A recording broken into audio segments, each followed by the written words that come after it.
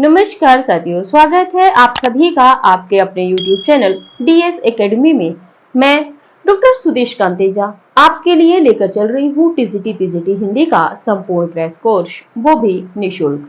अगर आप चैनल पर नए हैं तो चैनल को सब्सक्राइब कीजिए। अगर आपने चैनल सब्सक्राइब कर रखा है, आपको वीडियोज अच्छी लग रही है तो जितना हो ज्यादा से ज्यादा दोस्तों में शेयर कीजिएगा, ताकि जिनके पास किताबें नहीं है या कुछ कैंडिडेट होते हैं, कई बार क्या होता है कि फीस जमा कर देते हैं, कोचिंग भी ले लेते हैं, लेकिन उनके पास भी तथ्यों का कहीं ना कहीं अभाव रह जाता है। देखिए, पूर्ण रूप से तो नहीं कह सकते, लेकिन फिर भी हमारा प्रयास इतना ही है कि हम बहुत अच्छे तथ्यों को लेके आते हैं जो परीक्षा उपयोगी है। क्योंकि हमारा अपना भी अनुभव है, काफी समय से नेट असिस्टेंट प्रोफेसर के जो पेपर है वो हम सॉल्व कर रहे हैं, तो हमें पता है कि पेपर का स्तर कहाँ पर जा रहा है। ठीक है, अगर एक्सपर्ट आने वाले समय में प्रश्न बनाएगा तो किन तथ्यों से किस टॉपिक में किन तथ्यों से प्रश्न बनाएगा। ठीक है, तो ये सब तथ्य हम लेके चल रहे हैं और जितने भी प्रामाणिक तथ्य हैं, परीक्षा उपयोगी तथ्य हैं, रचनाओं में जो जो तथ्य परीक्षा उपयोगी होते हैं हम वही लेकर आते हैं। ठीक है, तो कोशिश कीजिए जितना भी हो हमारा सहयोग कीजिए, वीडियो को शेयर कीजिएगा। दूसरी बात है, जो भी हमसे नए कैंडिडेट जुड़ रहे हैं, थोड़ा प्रयास ये भी कीजिएगा कि आप DS एकेडमी के जब होम पेज पे जाएंगे तो वहां पे एक प्ले लिस्ट बनी हुई है। प्ले लिस्ट कई बनी हुई है, प्रीवियस ईयर पेपर की और नेट की परीक्षाओं से संबंधित कुछ कहानियां और उपन्यासों की भी PDF है। उसी के साथ में आपकी सबसे पहली PDF बनी हुई है TGT PGT Hindi full course. ठीक है, उस प्लेलिस्ट में जाके आप क्लास संख्या 1 से देखिएगा। आज जैसे होता है ना कि बहुत बच्चों के पास सिलेबस नहीं होता टीजीटी पीजीटी का, वो कहते हैं कि क्या पढ़े, कैसे पढ़े, क्या ना पढ़े। तो जो पहली वीडियो है उसमें हमने सबसे पहला ही जो पहली वीडियो में हमने बताया था कि हमारा पाठ्यक्रम कितना है, कैसे कैसे हमें पाठ्यक्रम को पढ़ना है। तो इन सब तथ्यों को आप ध्यान रखिएगा और आपका जो अपना पाठ्यक्रम है उसको या तो नोट कर लीजिए जो हमने बताया था, या आप वेबसाइट पे जाके पाठ्यक्रम निकाल सकते हैं, उसके अकॉर्डिंग आप पढ़िएगा। जो कैंडिडेट व्हाट्सएप ग्रुप से नहीं जुड़े हैं वो व्हाट्सएप ग्रुप से जुड़ जाइएगा। हमें लग रहा है थोड़ा हम भी आलस्यपूर्ण होते चले जा रहे हैं, कुछ काम हमारा पेंडिंग में पड़ा हुआ था वो हम दे नहीं पा रहे हैं आपको पूरा करके, थोड़ा सा समय लग रहा है। तो चलिए, हम लोग बात कर रहे थे सूफी काव्य धारा में। सूफी काव्य में हम लोग चल रहे थे। इससे पहले हमने देखा था कि इससे पहले की जो वीडियोस थी उसमें देखा था जो सूफी है, सूफी काव्य धारा कैसे चली, किस संप्रदाय के अंतर्गत आती है। ठीक है, उसमें कितने संप्रदाय हैं, विशेषताएं क्या थी, उसी के साथ में हम थोड़ा सा आगे बढ़े थे। ठीक है, हंसावली वगैरह हम पढ़े थे। चलिए, आज जो हम बात करेंगे सूफी काव्य की रचना है चंदायन। चंदायन रचना हम पढ़ेंगे, तो चलिए देखते हैं इसको, बाद में इसका कथा विस्तार हम समझेंगे। चंदायन का जो समय है ये 1379 ईस्वी है, यानी कि 1379 ईस्वी चंदायन का समय माना जाता है। बात कर ले रचनाकार की, तो रचनाकार इसके मुल्ला दाऊद हैं। चंदायन का समय 1379, रचनाकार मुल्ला दाऊद हैं। ठीक है, इसके बाद है भाषा कौन सी है इसकी, भाषा अवधी है। ठीक है, और जो अवधि है वो भी ठेठ अवधि है, ग्रामीण अवधि जो है वो ठेठ अवधि है। क्योंकि तुलसीदास की जब हम अवधि की बात देखते हैं तो जो तुलसीदास की अवधि है वो संस्कृत परिनिष्ठ, यानी कि एक तरीके से नगरीय या शहरी या परिमार्जित अवधि आप बोल सकते हो, लेकिन यहाँ पर जो इनकी अवधि है ये ठेठ ग्रामीण अवधि है। ठीक है, बात करते हैं आगे। डॉक्टर माता प्रसाद गुप्त ने इस ग्रंथ का मूल नाम लोर कहा या लोर कथा माना है। देखिए, यहां से प्रश्न बनेगा, चंदायन को लोर कहा किसने कहा है। विकल्प रहेंगे परमेश्वरी लाल, डॉक्टर माता प्रसाद गुप्त, डॉक्टर नगेंद्र, डॉक्टर आचार्य रामचंद्र शुक्ल। तो वहां पे आपके डॉक्टर माता प्रसाद गुप्त विकल्प सही होगा। ठीक है, तो डॉक्टर माता प्रसाद गुप्त ने चंदायन को क्या नाम, चंदायन का जो मूल नाम माना है, क्या माना है, लोर कहा या लोर कथा। ठीक है, और साथ में वो समर्थन करते हैं किसका, चंदायन का। तो देखिए, लोर कथा माना है, किंतु वे इस रचना की प्रसिद्धि चंदायन के रूप में भी स्वीकार करते हैं। चंदायन के रूप में भी इसको मानते हैं। किसको? चंदायन को। ठीक है, मूल नाम माना है। देखिए, अगर बात आती है कि चंदायन का मूल नाम लोरकहा या लोरकथा किसने माना है? डॉक्टर माता प्रसाद गुप्त ने। आ जाता है कि जो चंदायन के रूप में भी किस आलोचक ने इसको स्वीकार किया है? माता प्रसाद गुप्त जी ने। आगे है, बात कर लेते हैं, लेकिन चंदायन वाला प्रश्न इनसे नहीं बनेगा। इनसे जो प्रश्न बनेगा लोरकहा या लोरकथा से ही प्रश्न बनेगा। बात कर लेते हैं आगे परमेश्वरी लाल की। परमेश्वरी लाल ने इसका पाठ यानी कि जो चंदायन का जो पाठ था, इसका पाठ चंदायन नाम से प्रस्तुत किया है। किसने? परमेश्वरी लाल जी ने। जो परमेश्वरी लाल हैं, उन्होंने इसका जो पाठ प्रस्तुत किया था सबसे पहले, वो चंदायन नाम से किया था, जबकि माता प्रसाद गुप्त ने चंदायन का जो मूल नाम बताया है, लोरकहा या लोरकथा बताया है। बात कर लेते हैं, डॉक्टर राम कुमार वर्मा ने इसे सूफी काव्य परंपरा की पहली रचना माना है। किसको? चंदायन को। ठीक है, चंदायन को सूफी काव्य की पहली रचना किसने माना है? तो डॉक्टर राम कुमार वर्मा जी ने। ठीक है, आगे बात कर लेते हैं नायक की।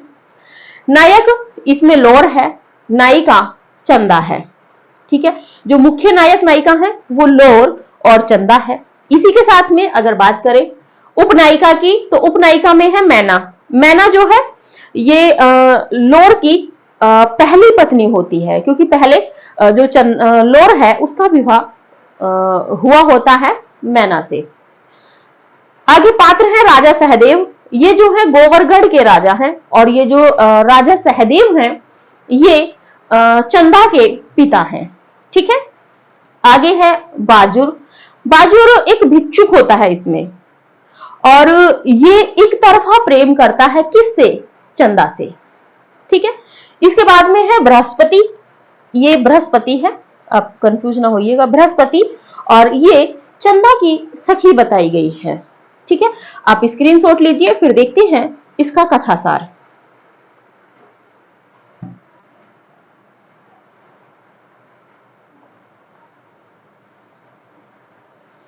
चलिए,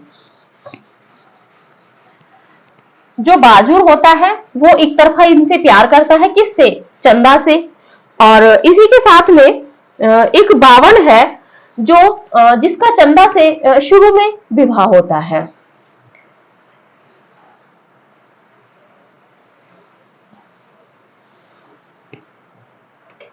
चलिए बात करते हैं आगे की।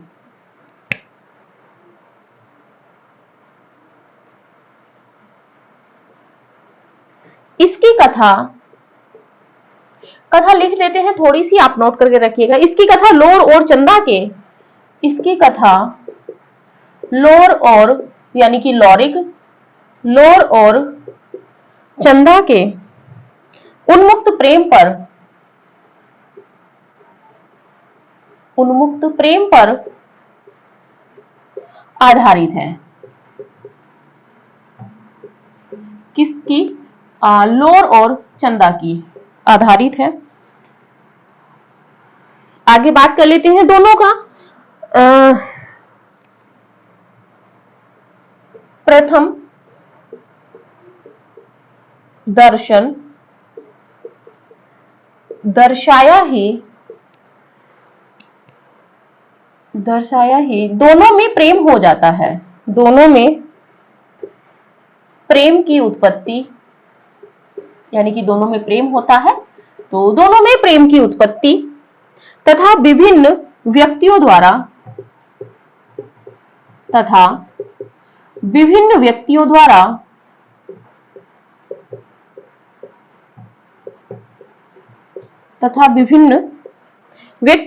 उनके प्रेम में बाधा। देखिए, जब दो युगल जब प्रेम करते हैं तो बाधाएं आती हैं। उनके प्रेम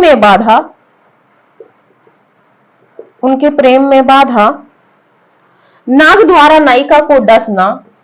एक नाग होता है, नाग द्वारा नायिका को डसना, नायिका को डस लेना, एवं गारुणी द्वारा उसे ठीक करना। किसे? नायिका को। कौन सी नायिका? चंदा को। उसे ठीक करना आदि का बड़ा रोचक वर्णन किया गया है। आदि का बड़ा रोचक वर्णन किया गया है।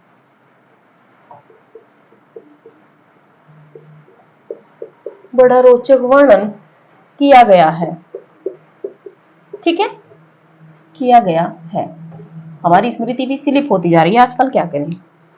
चलिए बात कर लेते हैं आगे।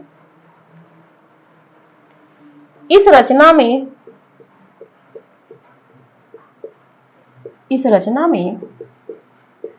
बीच बीच में, यानी कि कहीं कहीं पे जो तथ्य आ जाते हैं उनमें बीच बीच में चंदा को अलौकिक सत्ता की, चंदा को अलौकिक सत्ता की, अलौकिक सत्ता की, सत्ता का कीजिए, सत्ता का प्रतीक बताया गया है। प्रतीक बताया गया है। आगे एक और तथ्य है, नोट कर लेते हैं। इसमें, इस रचना में शाह ए वक्त के रूप में, वक्त के रूप में जौनपुर के शासक, कहां के शासक हैं? तो जौनपुर के शासक कौन है? जौनपुर के शासक जोन शाही, जोन शाही, या यहीं पर है जूना शाह, जूना शाह की प्रशंसा की गई है। हमने देखा था मसनवी में क्या होता है, तो प्रशंसा की गई है। इस रचना में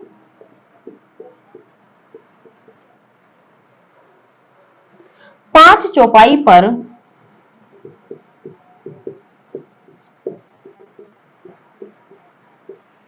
एक दोहा का प्रयोग किया गया है।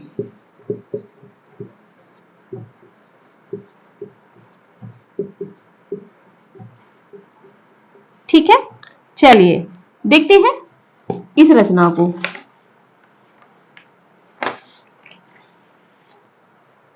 थोड़ा सा और तथ्य देख लेते हैं, तभी देखते हैं। चंदायन रचना पर, चंदायन ने लौरिक और चंदा की कथा पर, लौरिक चंदा की कथा पर, कथा पर, कथा को आधार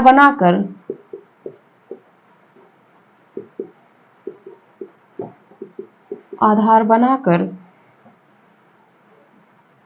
लिखी गई रचनाएं।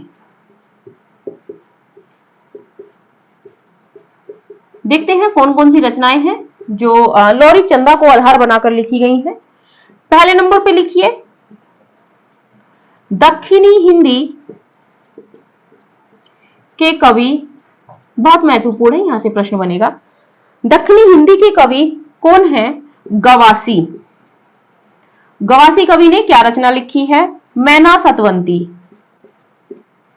मैना सतवंती। ठीक है, दूसरे नंबर पे बात कर लेते हैं बंगला कवि, बंगला कवि दौलत काजी, बंगला कवि दौलत काजी। इनकी इन्होंने लिखी है, कवि दौलत काजी ने कौन सी रचना लिखी है? सती मैना, सती मैना ओलोर चंद्राणी।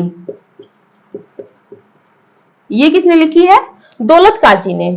तीसरे नंबर पे बात कर ले फारसी भाषा के कवि, फारसी भाषा के कवि कौन है? हमीद, हमीद है। और इन्होंने कौन सी रचना लिखी है लौरिक चंदा पर आधारित? अस्मतनामा। अस्मतनामा। इसके बाद में 4th नंबर पे बात कर ले हजारी प्रसाद द्विवेदी। हजारी प्रसाद द्विवेदी इन्होंने कौन सी रचना लिखी है? तो इन्होंने लिखा है पुनर्नवा। याद आया होगा, अनाम दास का पोथा, बाण भट्ट की आत्मकथा, चारू चंद्र लेख और अंतिम उपन्यास इसी क्रम में है इनका पुनर्नवा।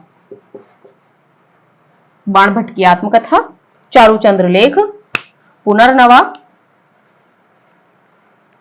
ठीक है, तो इन्होंने ये उपन्यास लिखा है। चलिए, ये थी रचना। बात कर लेते हैं चंदायन के कथानक की। ठीक है, कथानक में क्या है कि इसकी कथा लोर और चंदा के उन्मुक्त प्रेम पर आधारित है, यानी कि इसमें किसके प्रेम का वर्णन किया गया है? तो लोर, ये उसी का दूसरा नाम है लोरिक, और चंदा। ठीक है, प्रथम दर्शन दर्शाया ही दोनों में प्रेम की उत्पत्ति, यानी कि पहली बार जब क्या कहते हैं लोर होता है, वो चंदा को जब पहली बार देखता है तो उसको वहीं पर चंदा से प्रेम हो जाता है, तथा विभिन्न व्यक्तियों द्वारा उनके प्रेम में बाधा। आपको पता है, जब एक पुरुष और एक स्त्री, यानी कि एक प्रेमी और एक प्रेमिका में जब प्रेम होता है तो सबसे ज्यादा विरोध कौन करते हैं? तो हमारे जो आस पड़ोस के लोग व्यक्ति होते हैं वही अवरोध करते हैं। ठीक है, विरोध करते हैं, तो उनके प्रेम में बाधा उत्पन्न करते हैं। बाद में क्या होता है कि जो चंदा होती है उसको नाग द्वारा जो है, एक नाग होता है, वो चंदा को डस लेता है, और जब डस लेता है तो उसके बाद में गारुड़ी द्वारा उसे ठीक किया जाता है। यहां से प्रश्न ये बनेगा, नायिका को सांप के डसने के बाद गारुड़ी द्वारा ठीक किया गया है, ये वर्णन किस रचना में मिलता है? तो आपके किसमें मिलेगा? चंदायन में, क्योंकि चंदा को नाग ने या सांप ने डसा है, और उसका उपचार किसने किया है? जो उसको ठीक किया है वो किया है गारुड़ी ने। चंदा को सांप द्वारा या नाग द्वारा डस लिया जाता है, उसे किसके माध्यम से सही किया जाता है? ओझा बुलाया जाता है, या मतलब कोई और तंत्र विद्या की जाती है? इस तरीके से भी विकल्प रहेंगे, लेकिन यहां पर जो विकल्प सही होगा वो गारुड़ी द्वारा इसको ठीक किया जाता है। किसको? चंदा को। कब? जब चंदा को सांप काट लेता है। गारुड़ी द्वारा उसे ठीक आदि का बड़ा रोचक वर्णन किया गया है, और इसमें यह भी बताया गया है कि जो एक बावन है उससे बचपन में चंदा का विवाह हो जाता है। आप नोट करके रखिएगा कि जो एक बावन पात्र है, बावन पात्र है, और इससे बचपन में चंदा का विवाह हो जाता है। चंदा का विवाह हो जाता है, थोड़ा सा आप स्मृति में रखिएगा, क्योंकि देखिए दोनों का ऐसा नहीं है कि दोनों का पहला ही प्रेम होता है, क्योंकि जो लौरिक है उसकी भी पहली पत्नी होती है मैना, और ये जो चंदा है तो चंदा का भी पहला पति होता है, जिससे बचपन में जो सहदेव है वो उसकी शादी कर देते हैं चंदा की। किसके साथ करते हैं? बावन के। बावन नामक एक पात्र है। तो देखिए, पात्रों से, गौड़ पात्रों से भी प्रश्न उठ सकता है, क्योंकि जब चंदायन आपके सिलेबस में है, सूफी काव्यधारा के अंतर्गत हम इसको पढ़ रहे हैं, तो यहां से प्रश्न बनना स्वाभाविक है। इसीलिए हम महत्वपूर्ण तथ्यों का आपके पास संकलन लेकर आते हैं। बात कर लेते हैं, इस रचना में बीच बीच में चंदा को अलौकिक सत्ता का प्रतीक बताया गया है। देखिए, इस रचना में जैसे रचना का सार चलता है, इस रचना में बताया गया है कि जो चंदा है वो अलौकिक सत्ता का प्रतीक है। तो देखिए, यहां से प्रश्न किस तरह बनेगा? चंदायन रचना में जो नायिका है वो किसका प्रतीक है? सांसारिक जगत का, लौकिक सत्ता का, अलौकिक सत्ता का, ठीक है, या कोई और भी विकल्प रहेगा आयोग के अनुसार। तो अलौकिक सत्ता का प्रतीक किसको बताया गया है? चंदा को। आगे बात कर लेते हैं, इस रचना में शाह ए वक्त के रूप में किसकी प्रशंसा की गई है? मसनवी शैली में सूफी काव्य लिखा गया है। इसमें क्या होता है कि पहले मंगलाचरण, उसके बाद स्तुति, किस किस की कवि ने की है। फिर कवि अपना परिचय देगा, फिर उसके बाद में शाहे वक्त की प्रशंसा लिखेगा, फिर अपना परिचय देगा, फिर जो रचना का समय है फिर उसके विषय में देगा, फिर क्या उसका कथा सार है वो देगा। इस तरीके से हमने देखा था प्रारंभिक वीडियो में, हमने सारा एक तरीके से बहुत विस्तृत रूप में इसको समझा था।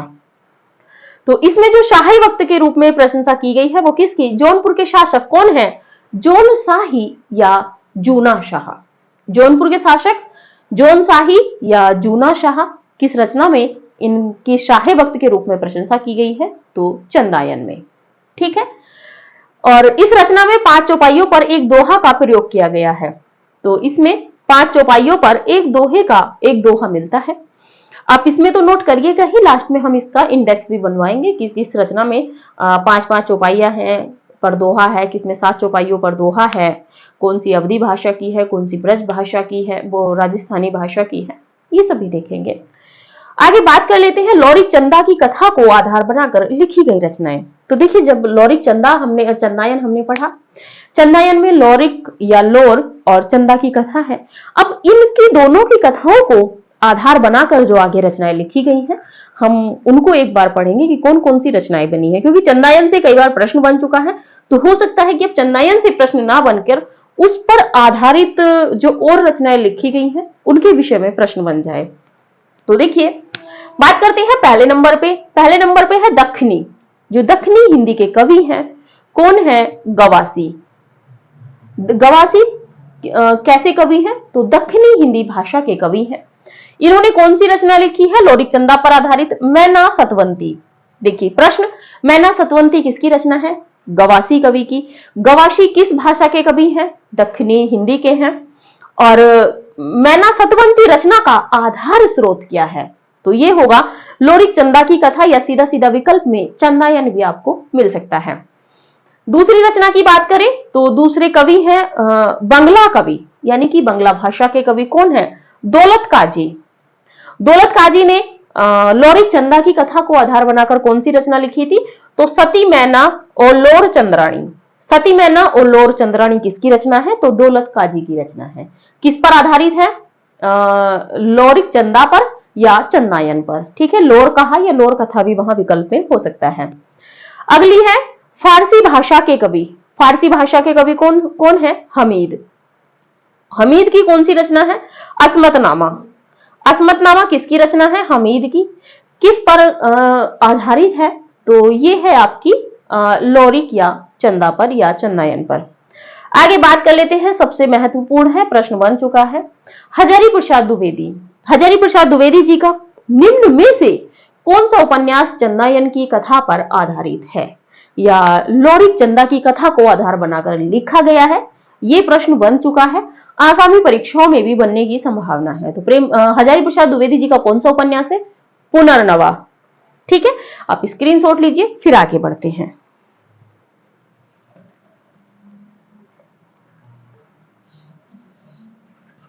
चलिए, देखिए आप नए नए तथ्यों से रूबरू हो रहे हैं, अच्छी बात है। तो उत्साहवर्धन मेरा भी करते रहिए।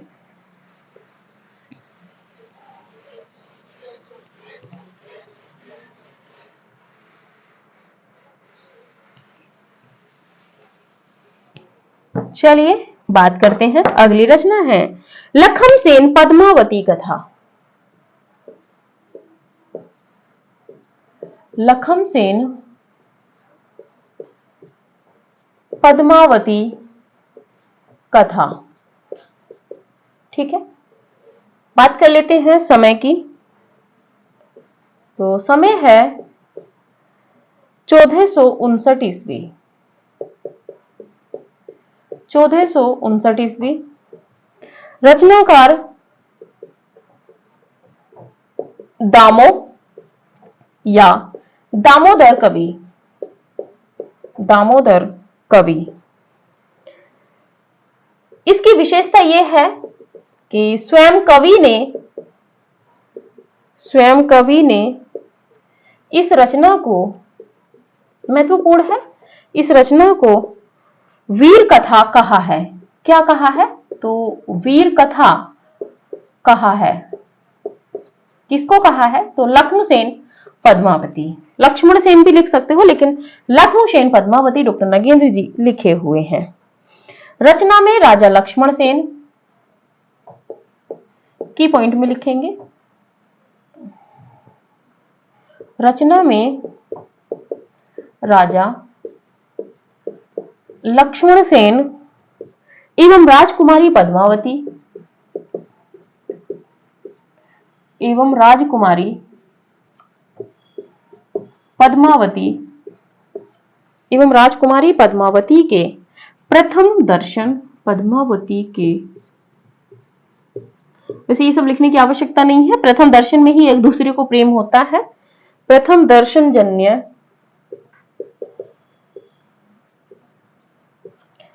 प्रेम का चित्रण, प्रेम का चित्रण रोमानी शैली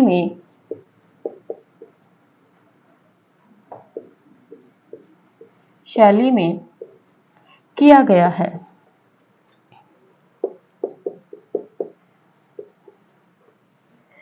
कथा के आरंभ में मंगलाचरण, कथा के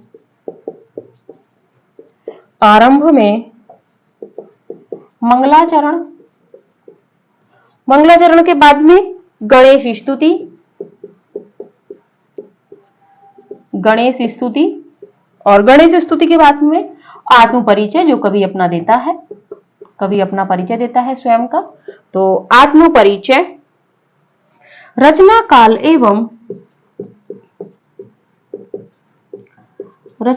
एवं रचना के उद्देश्य को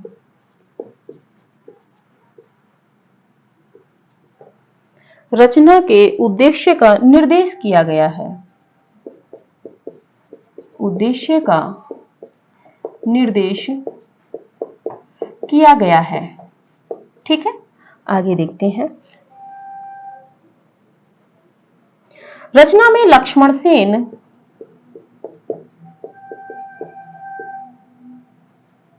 नायक कर दीजिए। रचना में नायक जब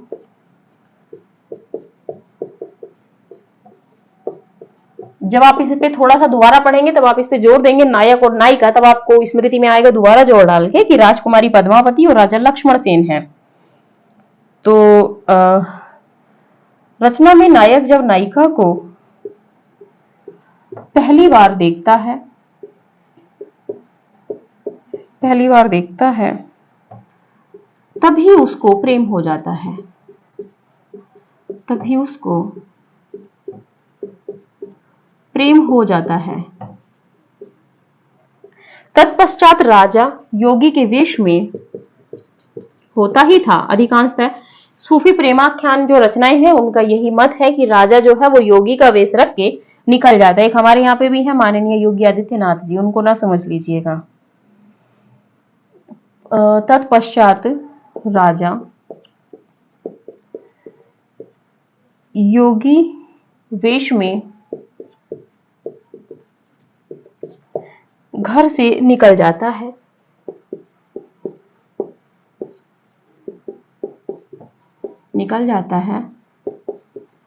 और नायिका के पिता से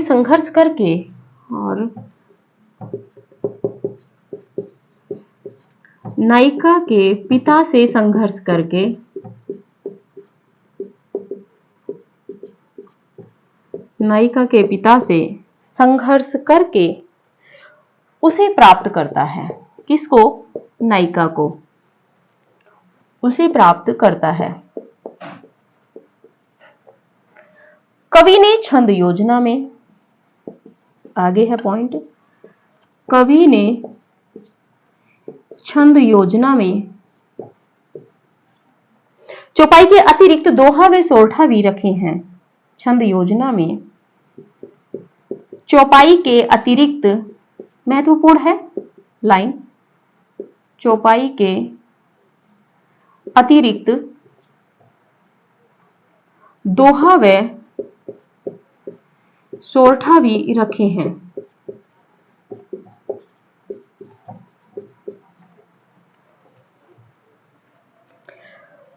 रचना की भाषा राजस्थानी है।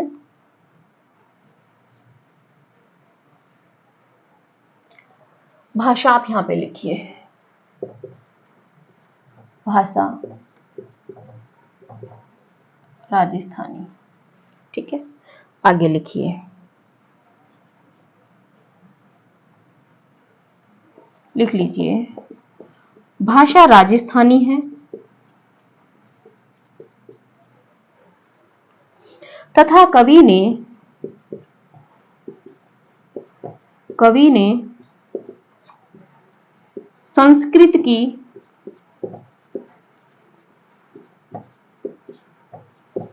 उक्तियां भी प्रस्तुत की हैं, उक्तियां भी प्रस्तुत की हैं। इसी कारण, महत्वपूर्ण लाइन है, इसी कारण डॉक्टर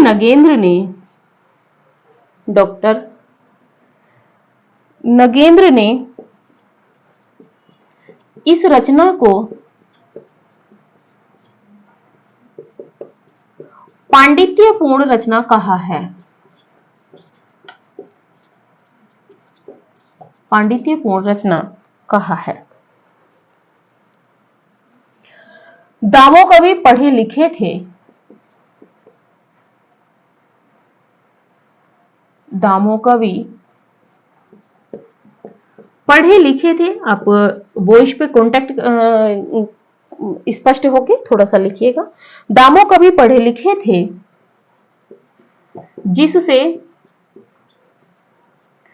उन्होंने कामशास्त्र एवं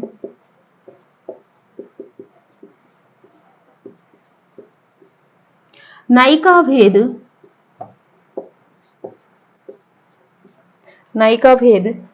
के शास्त्रीय तत्वों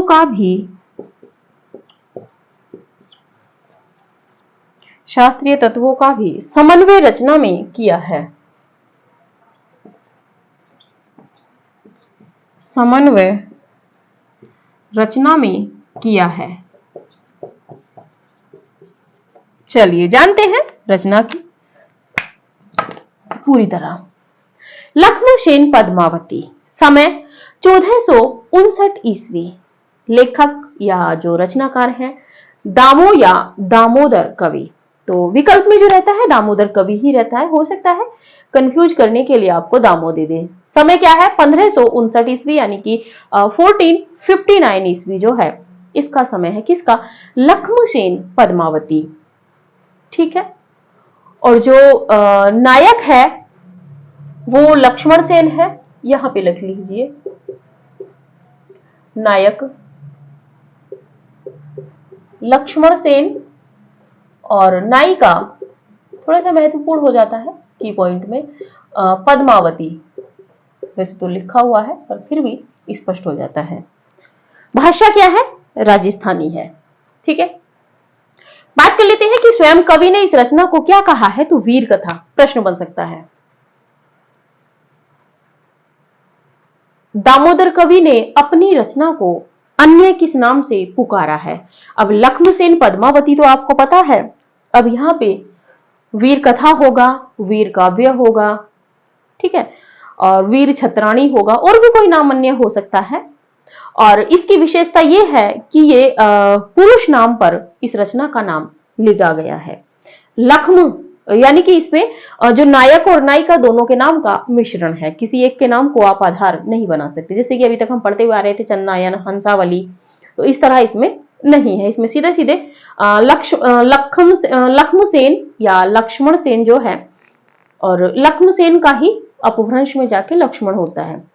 क्षमा कीजिएगा, लक्ष्मण का ही अपभ्रंश में जब जाएंगे राजस्थानी में तो लक्ष्मणसेन हो जाता है। तो कवि ने किस रचना को स्वयं वीर कथा कहा है? तो लक्ष्मणसेन पद्मावती को। किसने कहा है? दामो या दामोदर कवि ने। बात कर लेते हैं रचना में राजा लक्ष्मणसेन एवं राजकुमारी पद्मावती के प्रथम दर्शनजन्य प्रेम का चित्रण रोमानी शैली में किया है। किस शैली में किया है दामोदर कवि ने? अपनी रचना में प्रेम का चित्रण तो रोमानी शैली में किया है। नायक लक्ष्मण सेन है और नायिका पद्मावती है। ठीक है, और ये सूफी काव्य की परंपरा ही रही है। उनके कथा जो काव्य है कि नायक नायिका जब पहली बार ही अपने एक दूसरे को देखते हैं तभी एक दूसरे से प्रेम हो जाता है। वो चाहे किसी मंदिर में हो, चाहे किसी अभिसारी में, या सोते हुए किसी को देखा हो। ठीक है, तो ये है इसकी कहानी। बात कर लेते हैं कि कथा के आरंभ में सबसे पहले मंगलाचरण हुआ है।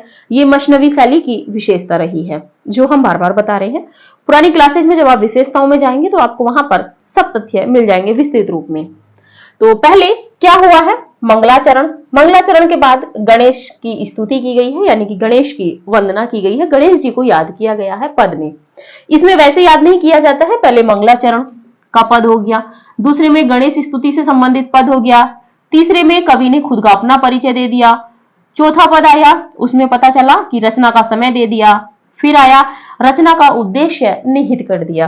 तो शुरू में जब रचना शुरू कवि करता है तो उसके जो पद होते हैं, जो चौपाइयां होती हैं, उनमें ये विशेषताएं होती हैं। तो पहले में क्या है, मंगलाचरण है, दूसरे में गणेश स्तुति की गई है, गणेश जी की वंदना की गई है, तीसरे में कवि ने आत्म परिचय यानी कि कवि ने खुद का परिचय दिया है कि मैं कौन कैसे क्या हूं।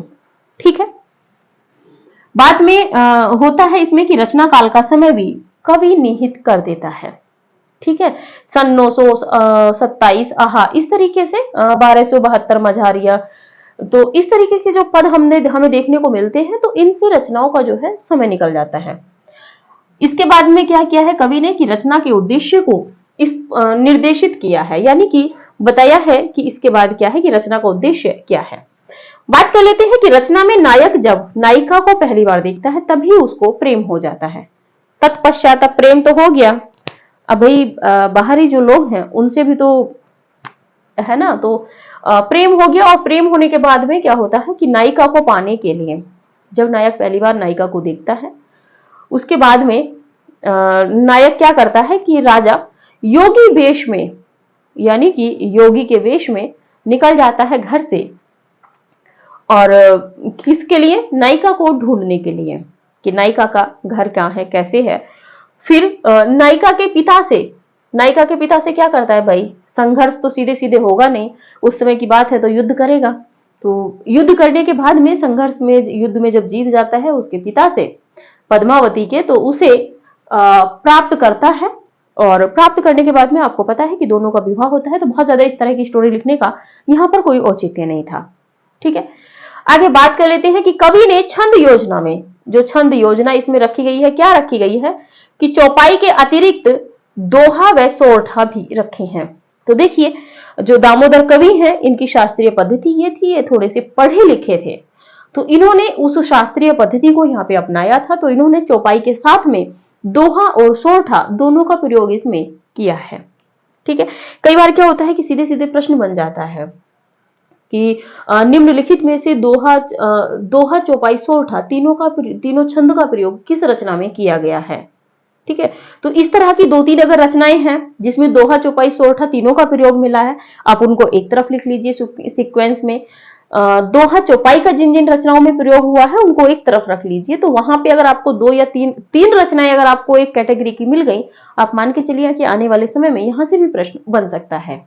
ठीक है, अगर 3 एक सीक्वेंस की रचनाएं आपको मिल जा रही हैं, जैसे कि चौपाई, दोहा और सोरठा, ये किस रचना में मिलते हैं एक साथ में, लक्ष्मणसेन पद्मावती में। इस तरह ही अगर हो सकता है एग्जाम्पल के रूप में पद्मावती में भी मिल जाए, अखरावट में मिल जाए, तो 3 रचना हो गई। यहां से फिर प्रश्न बन जाएगा कि निम्नलिखित में से दोहा चौपाई सोरठा का प्रयोग किस रचना में नहीं किया गया है। तो अब अगर इन तीनों में किया गया है तो जो आने वाली और रचना है विकल्प में, उसमें नहीं किया गया होगा। तो इस तरीके से आप तथ्यों को कोरिलेट करके एक की पॉइंट में नोट करते हुए चलिएगा। आगे बात कर लेते हैं कि भाषा कैसी है, राजस्थानी है, तथा कवि ने संस्कृत की, राजस्थानी भाषा उसके साथ में संस्कृत की उक्तियां भी प्रस्तुत की हैं। किसमें प्रस्तुत की हैं, चंदायन में।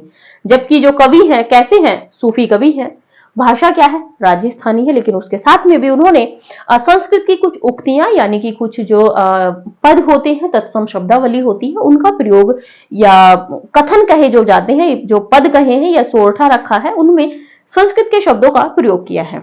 इसी कारण और यही कारण है जिसके कारण डॉक्टर नगेंद्र ने इस रचना को पांडित्यपूर्ण रचना कहा है। डॉक्टर नगेंद्र ने किस रचना को पांडित्यपूर्ण रचना माना है? तो आपकी लक्ष्मणसेन पद्मावती है। बात कर ले कि दामो कवि पढ़े लिखे थे, जिससे उन्होंने कामशास्त्र एवं नायिका भेद के शास्त्रीय तत्वों का भी समन्वय किया है। तो दामोदर कवि जो है ये पढ़े लिखे थे। इनका क्या प्रमाण है? इनका प्रमाण है कि इन्होंने कामशास्त्र, नायिका भेद और जो शास्त्रीय तत्व हैं, इन तीनों का एक जगह समन्वय किया है। और सामंजस्य कवि कब कर पाता है? जब उसको जिन तत्वों का वो समन्वय कर रहा है उसकी विशेष जानकारी उस कवि को हो। ठीक है, तो आप स्क्रीनशॉट लीजिए पहले इसका।